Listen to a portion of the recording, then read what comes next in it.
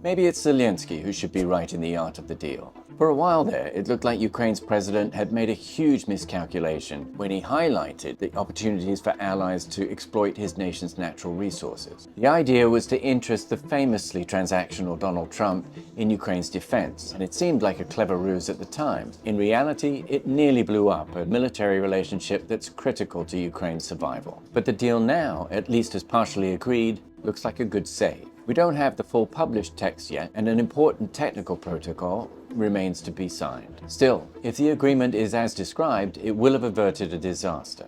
It could also serve a little of its original purpose, which was to provide Ukraine with security in exchange for access to its resources. The deal creates a 50-50 investment fund, to which the US can contribute in the form of arms and gets half the revenues in return. It can start taking out cash after 10 years. At least that's what the Ukrainians are hoping that technical protocol will say. But the exploitative terms in the original US drafts are gone. Crucially, Ukraine won't have to pay back any previous US aid for the war.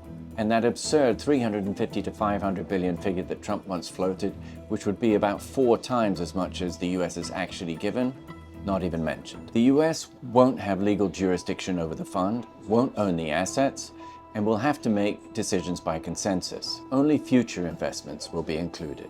Nor will US companies get right of first refusal on all projects, a provision that would have clashed with Ukraine's ambitions to join the European Union. The fund will cover 57 minerals, including natural gas, but not Ukraine's infrastructure, and only from new extraction licenses. Based on the earlier versions, there is no hiding that Trump and his administration wanted more. The original terms seemed designed to force Zelenskiy either to reject the deal outright or to accept it and be destroyed by public outrage.